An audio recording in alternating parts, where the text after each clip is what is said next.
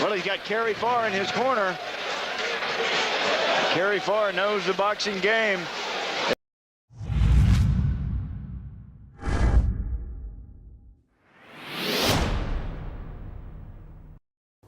Hello friends, I'm Kerry Farr. Welcome to In Your Corner. We've got a fabulous guest with us today, all the way from Georgia. This man is a TV host, an author, an evangelist, an all-around good guy, Mr. Craig Stone. Craig, so good to see you. Thank you for joining me on In Your Corner. Oh, it's great to be with you. Good to see you. Thanks for having me. Oh, thank you, brother. You know, you have an amazing story, but yet a tragic story. So tragic, in fact, you wrote a book called Forgiving the Unforgivable. Right. Take us through that and tell us what that's all about. Well, you know, I'd been taught about forgiveness all my life, and then I had to learn to really live it out. And several years ago, we were traveling back from a crusade revival in Dalton, Georgia. And I had my mom and dad were visiting, and my grandmother and a great-grandmother. We had 5 generations that night. And we had had a tremendous revival. And so that Wednesday night, I said, we were in a restaurant because a lot of the people wanted to go out and eat with us. And it was the last night, and we went out and had dinner. And I said to my dad before we left, it was a Shoney's. And I said, Dad, I'm going to take a shortcut back to Cleveland. I'm not going to take the interstate, which is a terrible mistake that night. And so it was about 10:30, 11 o'clock, and we were headed back, and it was just a light rain. It was, you know, it was a real dark 2-lane road, and there's a place there in the road called Dalton Pike. It's real steep, real curvy rather, not steep, road. And I saw this car, and you got to remember, we're in 2 cars, because we had a lot with us, and my dad's following me, but I didn't realize how close he was following me. And Janet was with me, and her friend and her kids, and 2 of my kids were with me, and they were young. And I said, that car is swerving a lot. It looks at a high speed. He looks like he's going to hit us. It was that quick. And I said, Jesus, and I turned the wheel as hard as I could. And I went off to the right, and he hit me left of center, and then, or right of center, and then went off onto the other side of the lane. I went into a ditch and traveled toward a telephone pole, and I rested. I had my foot on it. I said, Jesus, I really thought it was over. And I hit that telephone pole, but I rested against it. And I've always said it wasn't the brakes, it was the Lord that just caused our car to rest against that telephone pole. Well, little did I know, he came back in the lane after he ricocheted kind of off me, slid off me, come back in the lane and hit my dad, who was following me close, hit him full impact head on, pushed him back into a field. Well, it was almost 12 o'clock that night. There was one little light. And we tried to get out, but our doors were jammed in, and we finally were able to squeeze the doors to get out. Well, Janet, being a mother, she had that motherly instinct something was wrong, because you got to understand, my son, Matthew, was in the car with my mom and dad. And so she said, something's wrong. And she started running toward the car. Well, I didn't see the car at first. I thought Dad was way on back, because I was just going to let him know that, you know, we're okay, everybody's fine.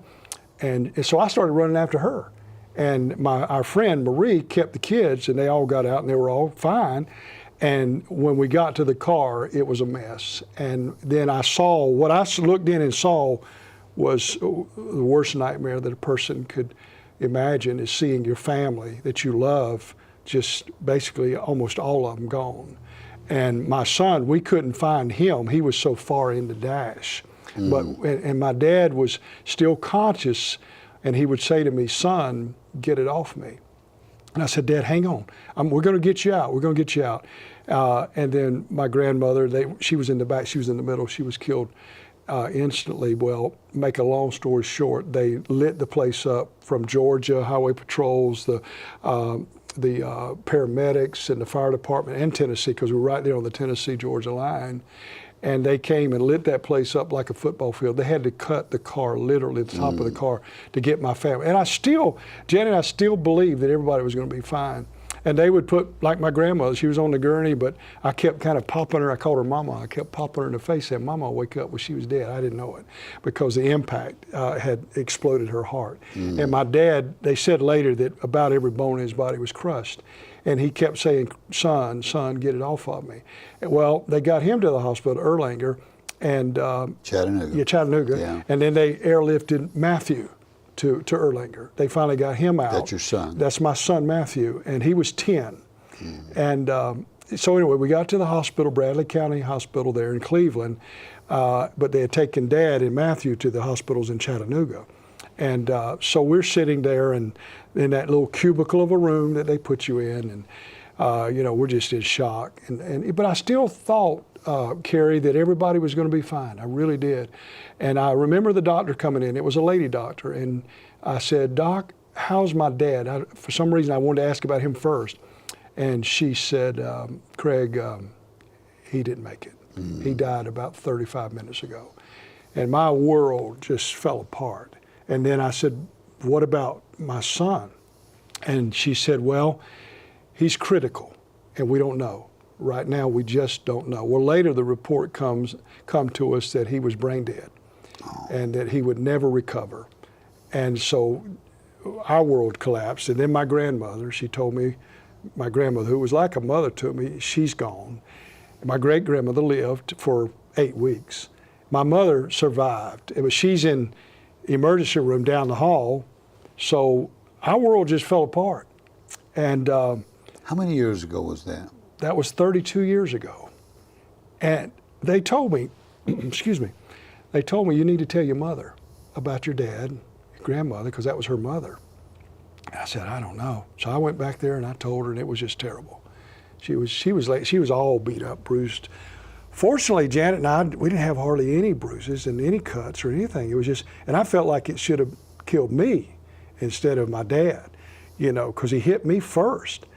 And fast forward, Mom survived, and she's still alive today. She's 80. She won't want me to tell you this, but she's 80-some years old and doing good. She doesn't look that.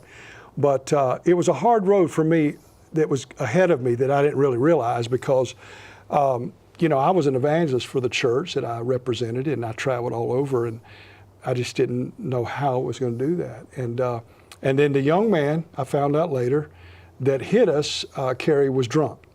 And he was out of his mind. We were less than 7/10 of a mile from his house when he hit me.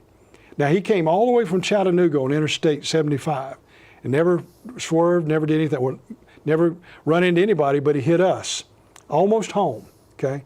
Well, so I went over to his car and, you know, see if he was alive, and he was, and he just kind of looked. I didn't know he was drunk now.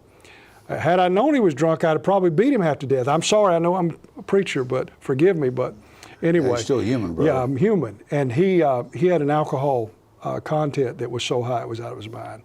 And so, long story short, a year and a half later, Carrie, he got off free. Never spent a day in prison. Never spent a day in jail. We went through a whole court deal, and current affair was big at that time. They wanted to cover the whole story. My mom didn't want to do it and we should have done it, but she was afraid that it would create too much chaos in that little town of Cleveland, Tennessee. So we didn't do that, but a lot of things were happening, and he got off. And then for my world, I became very bitter.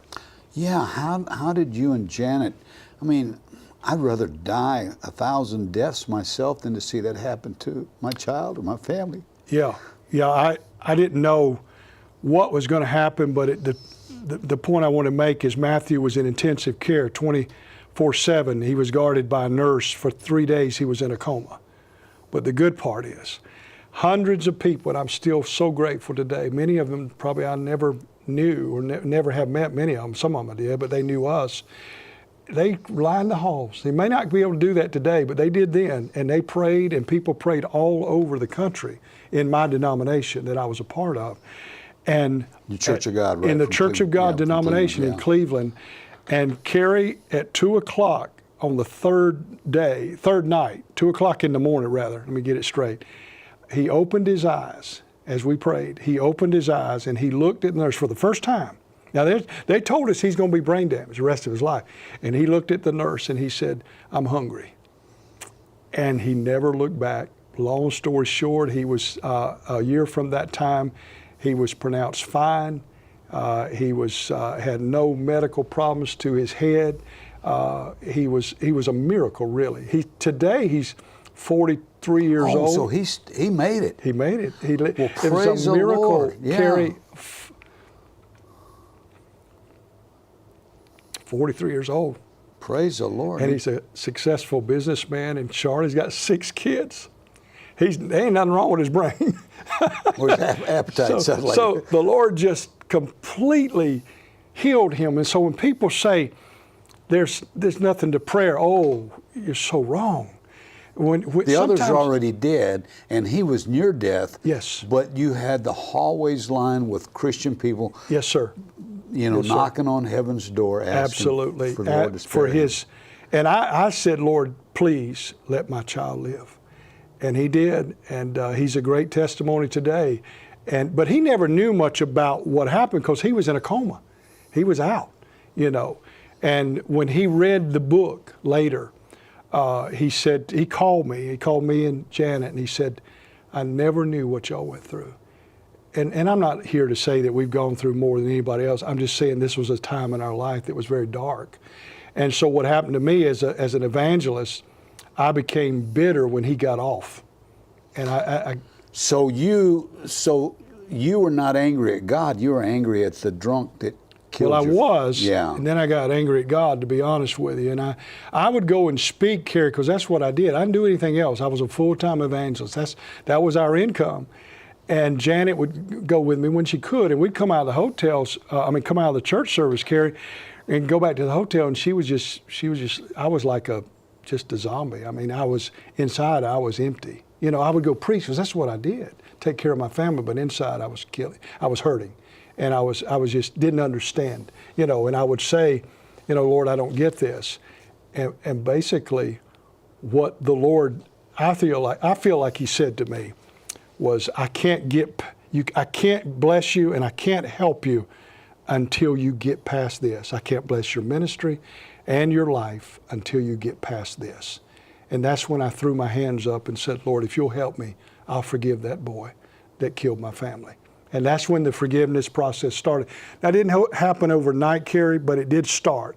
And it began to take a part of my spirit and my life, and I began to forgive him. And God gave us back. I think I could have lost my whole ministry. I believe God would have, not that I was anybody great, but I believe God would have put me on the shelf. But He didn't. And by His grace, I was able to forgive the man. And I wouldn't talk about it now for years. Now, you got to go with me for a few years before the book. I wouldn't talk about it. And my pastor, who just happened to be my first cousin and best friend, he kept saying, "You need to talk about it." Now, who is your cousin and best friend? I think he's kind of a well-known guy. They're struggling a little bit, but Jensen Franklin is my first cousin. Yeah. And got a great church. We have 9 churches now, and one of the best preachers, I think, alive today, and one of the greatest Christians that I know. Great man. I've known him. I can say that because I've known him. His mother and my father were brother and sister, so I can say that. And I've been fortunate to travel with him and be with him. But anyway, he said, "Craig, you got to talk about it. This is killing you." And I said, "No, I'm not talking about it." He said, "Yeah, I want you to do a program." Now, this was before Jensen was on national. He was just on a few local channels, and the church there in Gainesville. Yeah. And he said, "No, I want you." So fast forward, I did. I said, "Okay, we're going to do two programs." So we did 2 programs, and he tells me this later, that it was one of the most watched programs and more response from that program when the 2 of us talked about it. Mm-hmm. It touched more lives. Now, that's what he told me. So I said, "Well, that's wonderful," but I still didn't want to talk about it much. And then one night, a few years later, he kept pushing me, "Tell that story. It's going to help people, even in the church revivals that you preach." So one night, the Lord just began to prompt me. I came in from a meeting, Kerry, and Janet had the TV on. It was on TBN, and there was a guy talking about his daughter's death. And he wrote about it. And it was almost like the Lord said, "Now it's time to talk about it and write about it." So then the process, and I talked to Jensen about it, and I said, "What do you think?" And he said, "Absolutely." So I went to Cleveland where it happened, and I tried to relive it. And that was a tough process, and I almost didn't do it. I almost didn't do it. And I called my mom. Janet was with me. And I said, Mom, I'm thinking about writing about this. And I know family, and I love my family, but I know some in my family will think that's great, but some won't. And so I'm going to write about it. And I wanted to get permission. I wanted to see if you were okay with that. And she said, I'm just wondering what took you so long. So I want to pick up on that in a minute and see what you're doing with that. But I did want to mention, if there's somebody out there that's troubled, because of unforgiveness. Friends, I suffered some abuse from people when I was young, and I was bitter and angry. And, and then I remember that passage, I think it's Matthew 18, where that man went to the king, and the king forgave him of an insurmountable amount of money. Dollar. And he said, he went and somebody owed him a small sum of money, and he was choking that man, was going to put that man in a debtor's prison. And the king called him back in and said, I'm going to turn you over to the tormentors. That's right. Because you were not willing to forgive. And I believe that's a biblical principle. Absolutely. That's a good point, Kerry. And so if you're suffering torment, and I've spoken about this in church services before myself, try forgiveness. And it's just like I tell other people, you don't have to have fellowship with that person. You don't have to see that person, but in your heart, you just say, Lord, I forgive you, and then it releases you. And, and that other person is still accountable for their sin, but it releases you. You just spoke a key word, release, because when we live in unforgiveness, we're bound in everything. I mean, our whole life is bound up. We're limited in what God can do in our life, and that's why when Jesus died on the cross, he said, it is finished, and he released forgiveness, and it affects everything we do. So when we forgive is really a choice. I believe that the whole gospel spins on two words, in my opinion, and that is love and forgiveness. And when we forgive people, it liberates us. It frees us. I mean, people have asked me over the years and interviews and what have you, how do you feel toward the man that he's still alive, of course, and how do you feel? I said, I have no problem with him now. Now, I couldn't say that in the natural, but only through the grace and mercy of God. But see, you got to understand, when we forgive and when we release forgiveness, then the Lord starts blessing our home. He blesses our children. He blesses our finances. Everything is connected to whether we forgive. If we have unforgiveness, then we're limited in what we can do and what God will do in our lives. And a lot of people don't understand that and say, well, Craig, I'll forgive them if God will half cripple them. Well, that's not forgiveness. We've got to put it in. I preached a message years ago, Carrie, let it go. We got to get to that. And sometimes it's not easy. We just got to let it go and let God take care of it. And I just put that man in God's hands. He was 20-some years old when the accident happened. And I said, Lord, what I would love to see is I'd love to see him give his heart to Christ, But thank God, by what he did on the cross, he forgave me. I've got to be able to forgive him. Yeah. And that's what we've got to be able to do.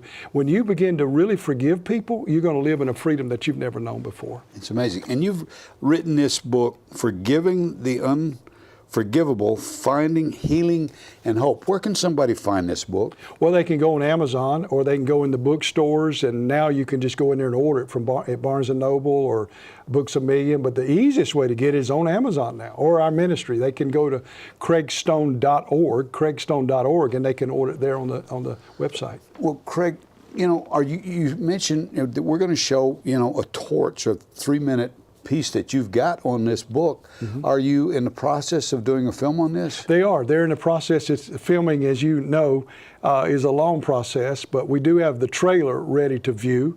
And people ask me all the time, when is it coming out? I don't really know. I turned it over to them, and they're a company in Georgia, and actually out of our church, Invale Entertainment, and they're doing the movie. So I'm kind of waiting right now. I mean, they give me updates, but I don't have a specific date. Well, let's look at that trailer right now, and then we'll come back and talk more about it. Let's do it.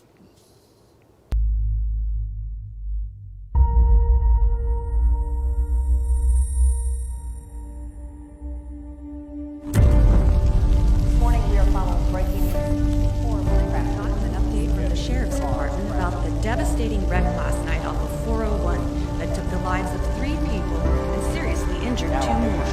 3 cars were involved in the fiery incident, and local authorities continue to investigate the possibility that at least one of the drivers had been drinking heavily. Mr. and Mrs. Stone? How's her son? I'm sorry, Pastor, but Matthew has lost all brain activity.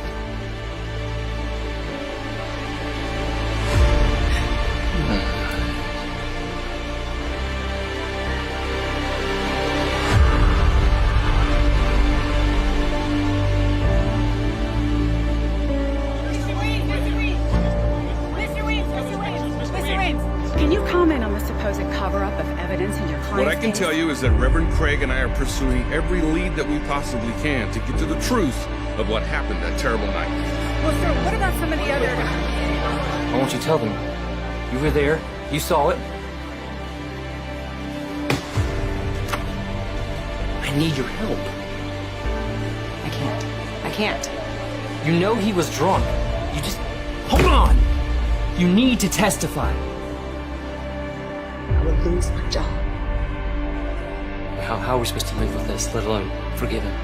I mean, I'm supposed to be a pastor, and I hate him. Hate him. I know, honey. But we need to focus on our own broken family right now. I can't. Not while he's out there just living life like nothing's wrong. He deserved to die. He deserved to die, and someone needs to punish him. But isn't it true, Mr. Stone, that it was, in fact, your car that crossed the center line and not my client? No, that is a complete lie, and he knows it. You didn't see him today at the courthouse. David and I were in the bathroom, and he walks in. He looks me right in the eyes. And no remorse. None whatsoever. No, I want him to die. I want him to die. I hope he dies in a jail cell. On the count of murder in the second degree, how do you find the defendant? Not guilty. On the count of intoxication and manslaughter, how do you find the defendant? Not guilty. On the count of reckless endangerment, how do you find the defendant? Not guilty.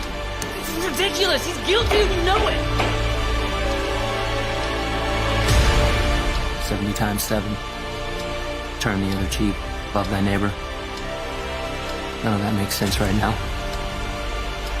He took everything from me, and God allowed it. This is a test from God? Okay. I've got a test for him. God wants me to forgive. All he has to do is stop me.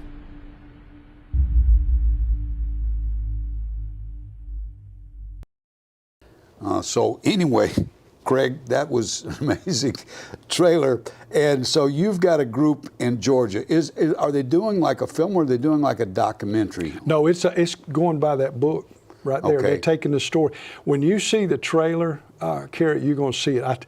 He did a phenomenal job. I had a movie guy call me when the book came out. He got a hold of the manuscript. I didn't talk about that, but he said, I want to do a movie. You had me on the 4th page. I said, what? He said, I want to do a movie. I know him, Jeremiah is his name. And he said he owns Jera Film in North Carolina. He said, I want to do a movie. I said, well, Jeremiah, the book just come out. Yeah, just come out. Well, let's get that going first. He said, so anyway, he took it on his own after he read the book. And he said, I said, okay, you got my permission. He did this trailer, and it really is. When I showed it to Jensen, he was like, wow, he was blown away by it. But we haven't got all the funding. I don't want to say that on the air, but between me and you, we don't have all the funding yet. So I'm praying. No, if it's okay. God, Say it on the air. CraigStone.org. If it's God's will, it'll get done. But I've taken my hands off of it, Carrie. It was just, it's not a burden, but I just said, Lord, if it's your will, do it. If it's not, it's okay. Well, Craig, I'll tell you what I did several years ago. I've produced 3 or 4 documentaries, and I helped fund one called Exorcism in America 3 years ago that I thought we'd have done by now. We've interviewed the top Catholic priest that was trained in the Vatican, and we've gone to deliverance services and film people, with demons being cast out. It's the most compelling film I've ever seen, but I put it in the hands of a couple filmmakers and I'm still waiting too. So I know exactly what it takes a long time. If you could have got back in the day, Dr. Till Lowry, I'm sure you know him. Yeah. He's dead now, but he was my pastor when I was little. I've never seen him, but this man dealt with demons a lot. Guys like that. I want to see that documentary. Yeah, I can't wait. I want to see it too. It's not finished. Hey, mine's been 3 years, baby? At least 3 years. And I'm like, Lord, but I put it in his hands, so I got to leave it there. Amen. What are you doing now? Just traveling, and I don't travel as much because, I'm older and I'm slower. Man, you look so young and handsome to me. Thank you so much. You're kind. But I travel and do conferences. I do the TV in Atlanta. I love to do TV. Yeah, you're doing Atlanta Live. Yeah, and then I had my own program, which I'm putting something together now to maybe do something else with my own program. But you work with your cousin, Jensen Franklin? No, I worked under him. Now, I'm not on staff. I work under, he's my umbrella. Okay. Every ministry, evangelistic ministry, so he's on my board. Sends you out. He's on my board. Well, he will recommend me, but he doesn't really. They sometimes call, if they don't know me, they'll call the church. But he's my umbrella, really. I don't want to be on staff. I just help him whenever he needs me. That's not my thing. I love doing what I'm doing. But I used to go all the time. Carrie, for 20-some years, I traveled all the time, and I've slowed down. I don't have to. The Lord's been good to me, so I just I do, like next month I'm doing a camp meeting, and I do conferences when I'm asked, and Mothers Against Drunk Driving, when they ask me, I'll do any venue. If they ask me, I'll go do it, And somebody asked me the other day, what do you charge? And I told my girls in the office, I said, you tell them we don't charge anything. We just come. They take care of our expenses. If it's a long way away, we'll come, and that's what I've done all my life, So how would somebody connect with you again? At craigstone.org, and that's how they would book you or gift to you to help with whatever you do? They can look at my staff, and they can email either Debbie or Celeste, and or either call them, and they will tell them what I have available. Well, Craig, you're an amazing man, amazing man of God. Thank you. Just so honored to know you and your wife, Janet. And you have an amazing story, and I really sincerely appreciate you sharing it in your corner. Thank you. It's so good to be with you, Carrie. Thank you so much for having us. Thank you. God bless you. Thank you, friends, for watching. We'll see you on the next edition of In Your Corner.